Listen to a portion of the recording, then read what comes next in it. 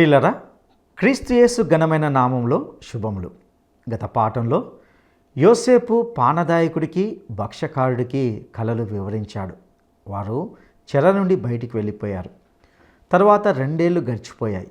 అంతలో రాజుకు కూడా కల వచ్చింది. పానదాయకుడు యోసేపును గురించి తెలియజేశాడు. ఫరో యోసేపును పిలువనంపాడు.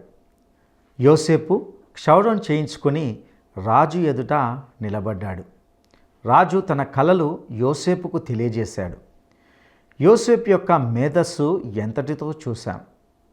ఫరో కలలకు భావం చెప్పడము తనకు సాధ్యం కాదని, అది కేవలము దేవునికే సాధ్యమని తెలియజేశాడు. యోసేపు దీన మనస్కుడని మనం వింటూ వచ్చాం. ఇక నేటి ఈ పాఠంలో యోసేపుకు మరియు తన సహోదరులకు మధ్య జరిగిన భావోద్వేగంతో కూడిన సంభాషణని గూర్చి మనం చూస్తాం. ఎన్నో విషయాలు ఇందులో ఉన్నాయి. మరిన్ని శ్రేష్టమైన సంగతులతో నిండిన ఈ సందేశాన్ని ఇక వీక్షిద్దామా? సోదరీ సోదరులారా, బాగున్నారా? కొంచెం ఆలోచించి చూడండి. తప్పిపోయిన కుమారుడి అతని పశ్చాత్తాపం ఎంతో ప్రగాఢమైనది. తండ్రి ఇంట తనకెన్నో ఆశీర్వాదాలున్నాయి. కాని పందుల మధ్య తానిప్పుడు ఆకలితో అల్లాడిపోతున్నాడు. తండ్రి ఇంటికి తానెంతో అపకీర్తి తెచ్చిన వాడయ్యాడు.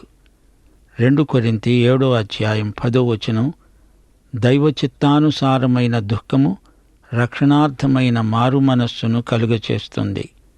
ఈ మారుమనస్సు దుఃఖం పుట్టిస్తుంది. తన గత జీవితమంతా పాపభూయిష్టమైనది. అతని పశ్చాత్తాపాన్ని తండ్రి గుర్తించాడు. అతన్ని క్షమించి చేర్చుకున్నాడు. మరో మాట, తల్లిదండ్రులు తమ పిల్లలను క్రమశిక్షణలో పెట్టడానికి దేవుడు అధికారం ఇచ్చాడు. ఈ విషయంలో తల్లిదండ్రులు తప్పిపోతే పిల్లల పతనానికి వారే నైతిక బాధ్యత వహించాల్సి ఉంటుంది. తల్లిదండ్రులు పిల్లలను కనడమే కాదు, వారిని దేవుని మహిమార్థమై పెంచాలి. ఈ విషయమై వారు దేవునికి లెక్క అప్పగించాలి. ప్రభువు యొక్క శిక్షణలో, బోధలో వారిని పెంచాలి. రోమాపత్రిక 9:20-21 పౌలు అంటున్నాడు, ఓ మనిషి, దేవునికి ఎదురు చెప్పడానికి నీవు ఏపాటివాడవు? నన్నెందుకు ఇలా చేశావని రూపించబడినది రూపించిన వానితో చెబుతుందా? ఒక ముద్దలోనించే ఒక ఘటము ఘనతకు, ఒకటి ఘనహీనతకు చేయడానికి మంటి మీద కుమ్మరివానికి అధికారము లేదా? శరీరానుసారమైన మనస్సు దేవునికి విరోధం. అది దేవునికి ఎదురు తిరుగుతుంది. శరీర స్వభావం దేవుణ్ణి సంతోషపెట్టనేరదు. దేవుని బిడ్డలైన వారు తమ నూతన జన్మానుభూతిని బట్టి దేవుణ్ణి సంతోషపెడతారు. దేవుని పిల్లలు ఆనందమయులు. మరణం పాపమనే ఉద్యోగానికి జీతం. నిత్య జీవం దేవుని ఉచిత వరం. క్రీస్తును బట్టి, ఆయన యందు మన విశ్వాసాన్ని బట్టి మనకు సంక్రమించే వరమే నిత్య జీవం. దేవుణ్ణి ఎరగని వారికి నరకం భయానకం. అక్కడ వారి అగ్ని ఆరదు, పురుగు చావదు. ఎఫెసీ పత్రిక 5:3 అంటోంది, మీలో జారత్వమే గాని, ఏ విధమైన అపవిత్రతే గాని, లోభిత్వమే గాని వీటి పేరైనా ఎత్తకూడదు. ఇదే పరిశుద్ధులకు తగినది. వ్యభిచారి అయినా, అపవిత్రుడైనా, విగ్రహారాధికుడైనా, లోభి అయినా క్రీస్తు యొక్క దేవుని రాజ్యమునకు హక్కుదారుడు కాడు. 5 ఈ రోజుల్లో పాపం మానవ సహజమైన మామూలు బలహీనతగా చలామణి అవుతోంది. పాపాన్ని ఎవ్వరూ అసహించుకోవటం లేదు.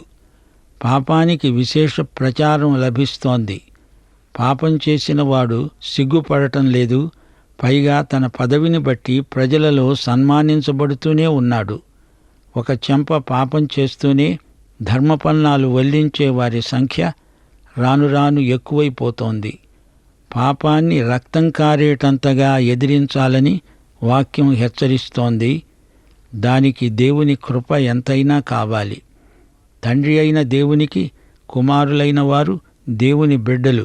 దేవుని మనస్తత్వాన్ని వ్యక్తం చేస్తారు. దేవుడు పాపాన్ని ద్వేషిస్తాడు. పాపం ఎంత పాడుదో, అది ఎంత నీచమో దేవుని దృష్టిలో అది ఎంత పాపభూయిష్టమో ఎరుగుదురు గనుక ఈ విషయంలో దేవునితో ఏకీభవిస్తారు. దేవుని రాజ్యానికి హక్కుదారులమైన మనం పాపాన్ని ఎదిరిస్తాము. ఫీనెహాసు దేవునితో ఏకీభవించాడు, పాపాన్ని నిరోధించాడు, దాన్ని పట్టి పల్లార్చాడు. అందుకే దేవుడు అతన్ని ఎంతో ఆశీర్వదించాడు. భౌతికమైన ఐశ్వర్యం క్షణభంగురం. యేసు మాటల మీద జీవిత భవనాన్ని నిర్మించుకోవాలి. అది రాతి పునాది, మిగతాదంతా కుంగిపోయే ఇసుక పునాది. హత్య శిక్షార్హమైన నేరం, కాని హత్యను మార్కెట్లో అమ్ముతున్నారు, ప్రజలు కొంటున్నారు, ఎక్కువ ధర పెట్టి కొంటున్నారు. నవలలు, సినిమా కథలు, టీవీ సీరియల్స్ ఒకటేమిటి, అన్ని రకాల సమాచార సాధనాలలో హత్యలు లేనిదే కథ సాగదు. హత్య, వ్యభిచారం మొదలైన అశ్లీలాలు, అవాచ్యమైనవి ప్రదర్శించబడడం ఈ రోజున మనకు ఒక జటిల సమస్య అయి కూర్చుంది. దేహానికి దీపం కన్నే. మత్తయి సువార్త 6వ అధ్యాయం 22, 23 వచనాలు.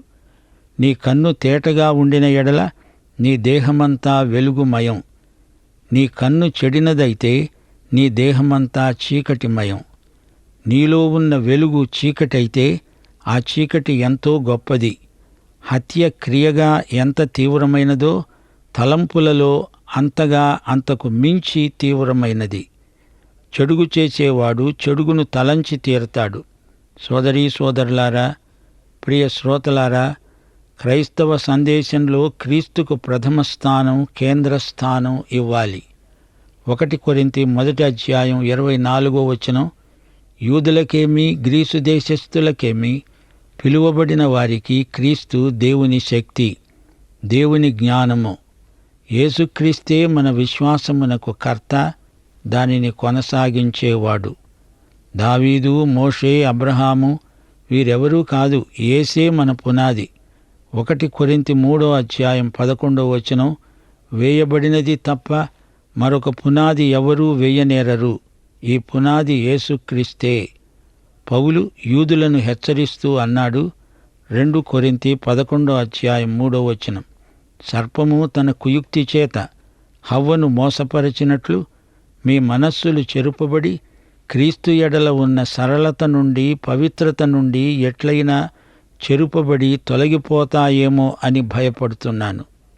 యోసేపు, దావీదు, గిద్యోను, సంసోను, మెఫీబోషెతు అనే వ్యక్తులు కాదు, సాక్ష్యపు గుడారం, అందరి పరికరాలు, స్తంభాలు, తెరలు, పలకలు, మేకులు మాత్రం కాదు, అసలు మన బోధకు ప్రధానాంశం క్రీస్తే.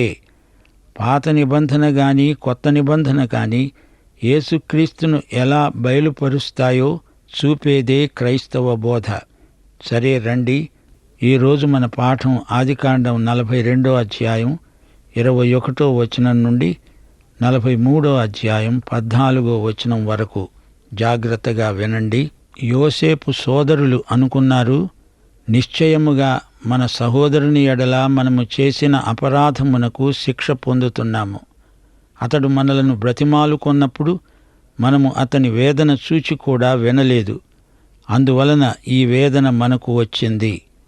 వీరు హీబ్రూ భాషలో మాట్లాడుకుంటున్నారు. వారిలో రూబేను సలహా చెప్తున్నాడు. యోసేపు వీరు అనుకుంటున్నదంతా వింటున్నాడు. అతనికి వీరి మాటలు అర్థమవుతున్నాయి.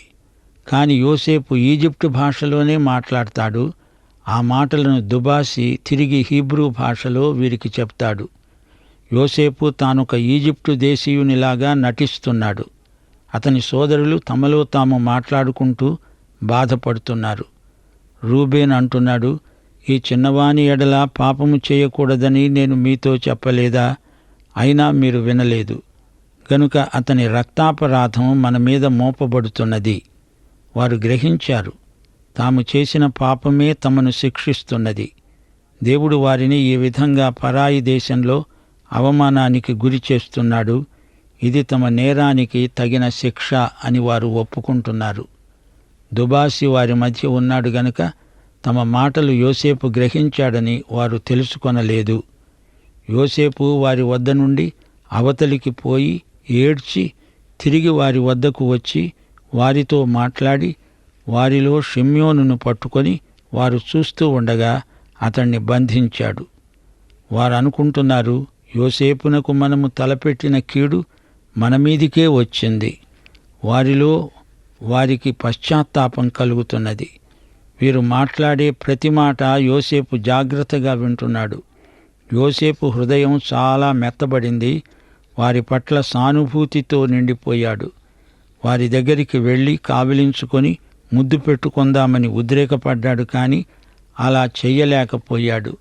తానెవరో తెలిస్తే బెన్యామీనును ఇక్కడికి రప్పించడం కుదరదు. అందుకని తాను పరాయివాడుగానే కనిపించాలి. తనను తాను బయలుపరుచుకోకూడదు. వారికిప్పుడు ఒక పరీక్ష పెట్టాలి. షిమ్యోనును ఇక్కడే నిర్బంధంలో ఉంచాలి. యోసేపు ఉద్రేకాన్ని ఆగబట్టుకోలేకపోయాడు. అవతలికి పోయి వలవల ఏడ్చాడు. ముఖం కడుక్కొని వచ్చాడు. ఏమీ ఎరగనట్లే మామూలుగా వచ్చి మాట్లాడుతున్నాడు. యోసేపు సోదరులు తమలో నుండి షిమ్యోనునే ఎందుకు ఎంపిక చేశారు? యోసేపు అవతలికి వెళ్ళిపోయినప్పుడు ఈ సోదరులు కలిసి ఒక నిర్ణయానికి వచ్చారు. షిమ్యోనునే ఇక్కడ ఉంచుదాము అనుకున్నారు. దానికి అందరూ ఒప్పుకున్నారు. యోసేపు ఆజ్ఞాపించాడు, వారి గోనెలను ధాన్యముతో నింపండి, ఎవరి రూకలు వారి గోనెలో తిరిగి ఉంచండి, ప్రయాణానికి కావలసిన భోజన పదార్థాలు వారికి ఇయ్యండి అన్నాడు. వారు ఆ ప్రకారమే జరిగించారు. యోసేపు వారి డబ్బు తీసుకోలేదు. వారు చెల్లించింది వారికే తిరిగిచ్చేశాడు. అంతేకాదు, వారికి అవసరమైన భోజన పదార్థాలు కూడా వారి సంచుల్లో పెట్టించాడు.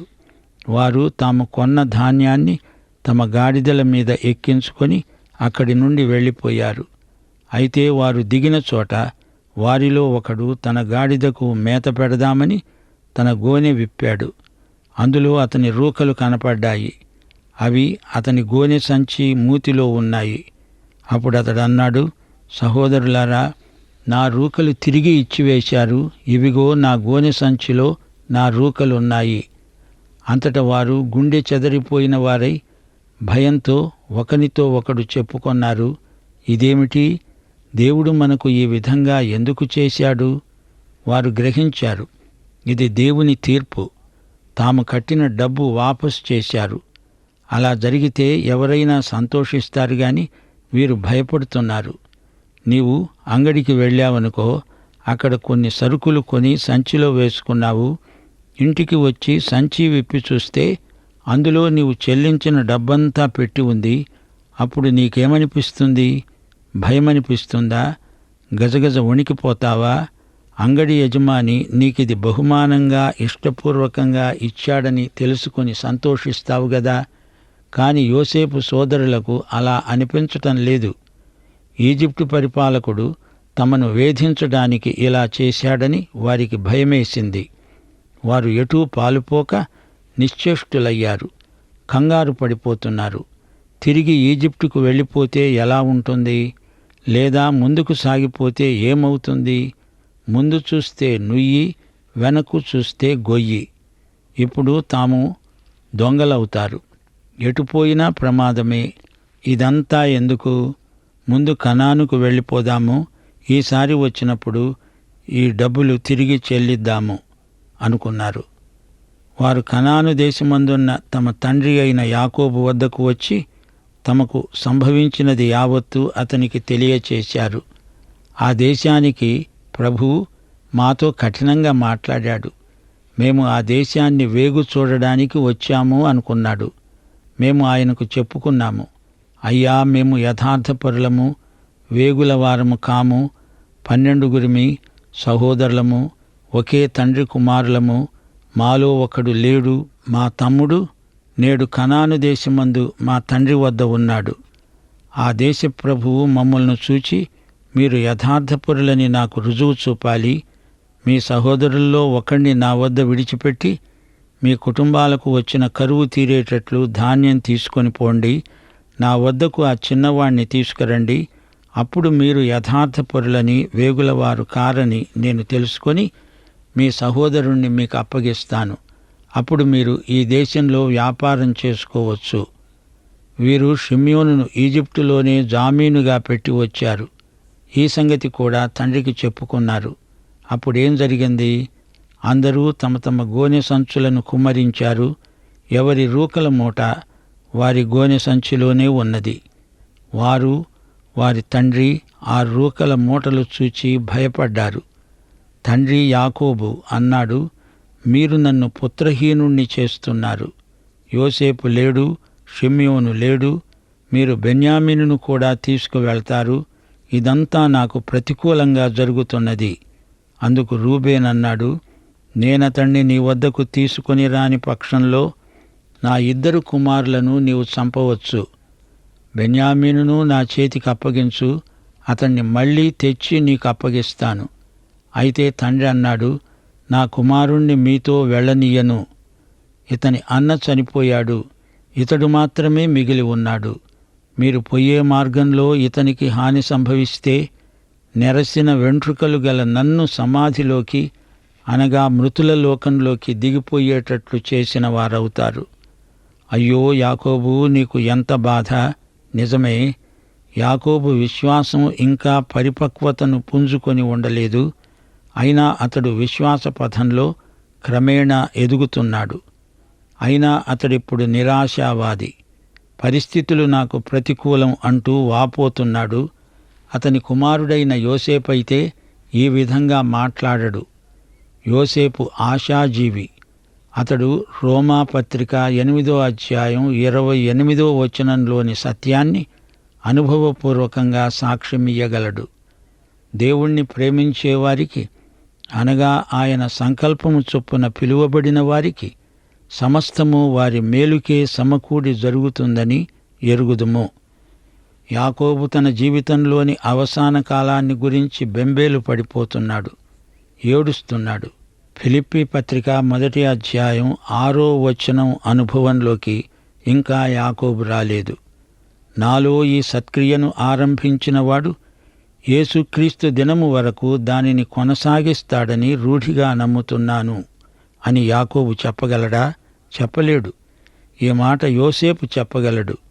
అతనికి విశ్వాస నిరీక్షణలు రెండూ ఉన్నాయి. యాకోబు జీవితం బెన్యామీనుతో ముడిపెట్టబడింది. యాకోబు ప్రియభార్య అయిన రాహేలు కన్న కొడుకు యోసేపు. యోసేపు ఇప్పుడు లేడు అనుకుంటున్నాడు. దాన్ని బట్టి యాకోబు గుండె చెదరింది. ఇప్పుడు రాహేలు గన్న మరో కొడుకు బెన్యామీను కూడా లేకుండా పోతాడే అని బెంబేలు పడిపోతున్నాడు. అదే గనక సంభవిస్తే తాను ఇంకా ఒక్క క్షణం కూడా బతకడు. యాకోబు భగ్నజీవి అయిపోతాడు. బెన్యామీను తనకు కుడి చెయ్యి, తన చేతి కర్రలాంటివాడు. యాకోబు బెన్యామీనుపై ఆధారపడ్డాడు, అతని మీద ఆనుకుంటున్నాడు. ఇన్ని రోజులు బెన్యామీను మీదనే తన ఆశలన్నీ పెట్టుకొని ఉన్నాడు. అందుకే అతణ్ణి ఈజిప్టుకు పంపను అంటున్నాడు. అక్కడ ఈజిప్టులో షిమ్యోను చెరసాలలో నిర్బంధంలో ఉన్నాడు. ఇంతటితో 42వ అధ్యాయం ముగిసింది. ఇప్పుడు 43వ అధ్యాయంలోకి ప్రవేశిస్తున్నాము. లోకమంతటా భారమైన కరువు వచ్చింది. యాకోబు కుమారులు బెన్యామీనును తీసుకొని ఈజిప్టుకు వెళ్ళక తప్పలేదు. ఈసారి కూడా వీరు యోసేపు ఎదుట హాజరయ్యారు. బెన్యామీనును తమతో తెచ్చారు.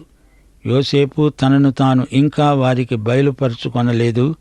ఈ 43వ అధ్యాయంలో ఎంతో నాటకీయత ఉంది. యోసేపు ఎదుటికి బెన్యామీను వచ్చినప్పుడు యోసేపు హృదయం ఉద్రేకభరితమైపోయింది.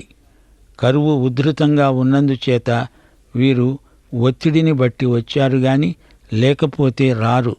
వారు వచ్చి ఉండకపోతే షిమ్యోను జీవితకాలమంతా చెరసాలలో మగ్గిపోయేవాడు. ఇప్పుడు 43వ అధ్యాయం మొదటి నుండి వినండి. ఆ దేశంలో అనగా కనానులో కరువు భారంగా ఉన్నది గనుక వారు ఈజిప్టు నుండి తెచ్చిన ధాన్యం తినివేసిన తరువాత వారి తండ్రి అన్నాడు, మీరు మరల వెళ్ళి మన కోసం కొంచెం ఆహారం కొని తెండి. అప్పుడు యూదా అన్నాడు, ఈజిప్టులో ఆ మనుష్యుడు మీ తమ్ముడు మీతో ఉంటేనే కాని మీరు నా ముఖం చూడకూడదని మాతో గట్టిగా చెప్పాడు. కాబట్టి నీవు మా తమ్ముణ్ణి మాతో కూడా పంపితే మేము వెళ్ళి నీకు ఆహారం కొని తెస్తాము. నీవు వాణ్ణి పంపడానికి ఇష్టపడకపోతే మేము వెళ్ళలేము. ఆ మనుష్యుడు మాతో చెప్పాడు, తమ్ముడు మాతో లేకపోతే మేము తన ముఖము చూడకూడదట. యాకోబు ఒత్తిడి కింద ఉన్నాడు. ఆహారధాన్యం లేకపోతే తాము బ్రతకడమే కష్టం. ఆ మనుష్యుడు అంటున్నాడు అంటే ఆ మనిషి యోసేపే అని వీరికి తెలియదు. బెన్యామీను లేకుండా వీరు ఈజిప్టుకు వెళ్ళడం జరగదు. వెళ్ళినా ప్రయోజనం లేదు. అతడు మమ్ములను చూడడు, పలకరించడు. ఇశ్రాయేలు అనే యాకోబు అన్నాడు, మీకు ఇంకొక సహోదరుడున్నాడని మీరు ఆ మనుష్యులతో చెప్పి నాకు ఇంత శ్రమ తెచ్చిపెట్టారు. ఎందుకిలా చేశారు? వారన్నారు, ఆ మనుష్యుడు మమ్మను గురించి, మా బంధువులను గురించి ఖండితంగా అడిగాడు.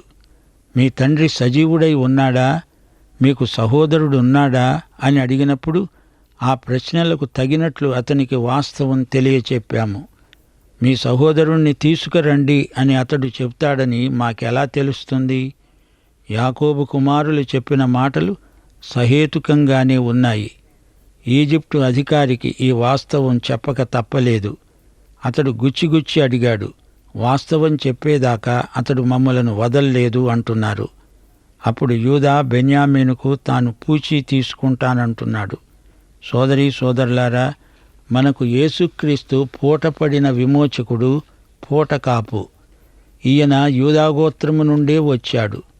ఆయన నా కాపరి, నాకు బదులు ప్రత్యామ్నాయంగా శిలువ మీద ప్రాణం పెట్టాడు.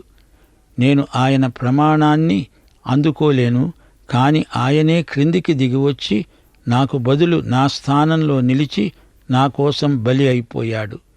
యేసుక్రీస్తే మన కోసం వధించబడిన దేవుని గొర్రెపిల్ల. యూదా అన్నాడు, ఆ చిన్నవాణ్ణి నాతో కూడా పంపు, మేము లేచి వెళుతాము. మేమే కాదు, నీవు మా పిల్లలు బ్రతుకుతాము, లేకపోతే చస్తాము.